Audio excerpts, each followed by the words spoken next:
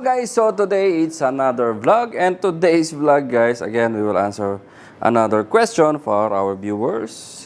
Her name is to Miss Carla Yambao. So again, her question is, paano po pag walang trigger? Magagamit pa rin ba yung Speedlite as a master, then slave po yung strobe flash or strobe light natin? So to answer her question again, I'm gonna repeat in English. Yan. What if you don't have a trigger and if you want to use the Speedlite, which is, we have here the Godox V1 for sample, and again, if you want to use the Speedlite to master or to trigger our strobe light, which is the Sk400 Mark II V. Yan. Again, to answer again the question, yes, it's possible. So make sure your Sk400 Mark II is set to S1 or S2, or slave 1 or slave 2. So yan, to demonstrate, I'm gonna show you and test the lights or the strobe lights. So again, we have here the Godox V1c.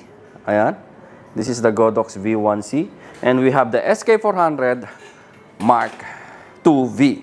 Ayan, let's turn on the lights. Okay. So yan, make sure that you are in the S1. Ito siya, S1, S2. Either S1 or S2. So I'm already in the S1. Okay. By default, I'm just turning on the Speedlite, yan, or the V1, Godox V1. And we will trigger, guys. First, we will make a test. Yan, that's only a test. So, yan, ito siya. Ayan o. Kahit, even if you spot at the back, still powering on. Yan. Ganun siya. Actually, the sensor from the Sk400 is in this area, guys. This is the sensor of the, ayan, there's a red buttons here, or red, ayan, this is the sensor. Eto, this is the sensor of the Sk400 Mark B. So, again, we will try, ayan, test, and see, even I'm up here, it's triggering, guys. Ayan. Again, to Miss Carla, to Miss Carla Yambao, yes, it can trigger the speed light, but make sure that your speed light, it's with the master, or even without the master. I think I didn't set anything, and I'm just check here. Yeah, wala naman akong nakitang master. Yes, multi. So by default, I turn on and make it S1 or slave 1, and yeah, you're good to go, and you have your, yeah. Oh, see. So again, guys, I think that's for today. But again, we will try to use the camera for this V1c.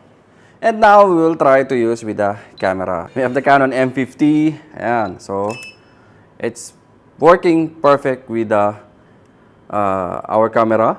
And ayan, Sk400 Mark II V and the Godox V1c.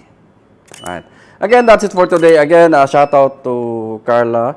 Ayan, sa nag-comment sa atin. So again, if you want to ask any question, you can comment to our video. Any video, guys, you can comment, and yeah, we will try to make a video on your comments or questions. So, yan. I think that's for today. Again, flex time. First, I want to flex my team, which is PVK 2.0 dito na sila Palaboy FW, Brampton Nara, at si Julius. Yan.